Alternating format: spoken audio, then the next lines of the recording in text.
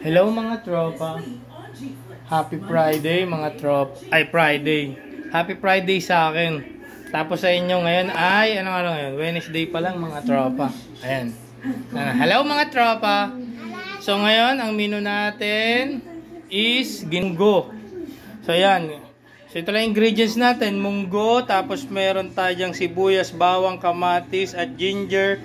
Meron tayong talong, siling green, siyempre hindi nawawala, sponsor natin, sana naman, ginisa mix, tapos talbos ng ampalaya, tapos ito yung pagiging pangpalasa natin, panghalo, pata, tapos lagyan natin ng may tira pa tayong. So ganyan din ba kayo mga magmunggo mga tropa? Wednesday pa lang ngayon, nagmumunggo na tayo. So yun, pinakulo na natin to kanina, yung munggo natin para lumambot dito.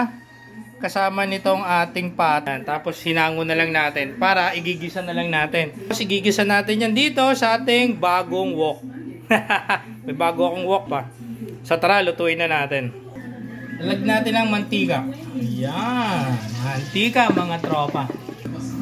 Pag maano na yung mantika natin, mainit na, lagay na natin yung ating kamatis, bawang, sibuyas at luya. Yan. Siyempre, wok yung gamit natin. Bago, non-stick pan pala, wok. Non-stick pan. Yan. So, dapat, kahoy yung gamit natin, mga tropa. Pag nag-golden brown na yung ating mga unang nilagay, lagay na natin yung ating pata. So, ayan ang mga tropa. Andyan na yung pata natin, oh. Yan. Tapos, halu-haluin lang natin, mga tropa.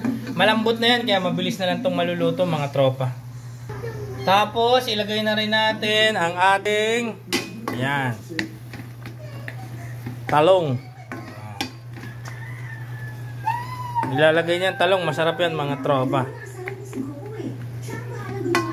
Gisa-gisa lang natin. Tapos, lagay na natin yung ating ginisa mix.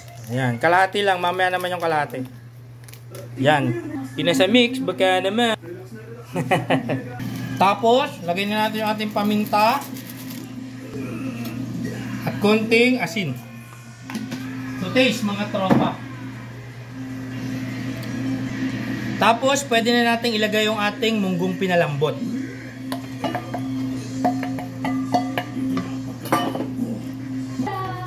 So, ayan na mga tropa, oh. Halu-haluin lang natin yan. Tapos, ilagay na natin yung stock niya na pinagkuluan ng ating pata. Yan, lagay na natin. Lagay na natin mga tropa. Tapos, lagay natin yung ating ginisa mix. At yung ating siling green. Pakuluin lang natin yan mga tropa. Tapos, lagay na natin yung ating chicharon saka talbos ng ampalaya. So, yan. Pag medyo kumulo na siya, una mo natin ilagay yung ating chicharon. Galing Bulacan. Nung bumili tayo ng bigas sa Bukawi. Bumili rin tayo mga tropa. Yan. Ilang ano lang, pampadagdag lang kahit may pata na. Susunod yung gawin mga tropa. Tikman nyo na para kung magdadagdag kayo ng pampaalat o pang ano pa man.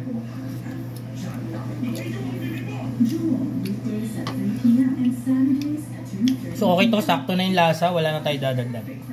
So yan, katulad kung napanood yun na yung mga dati kong video.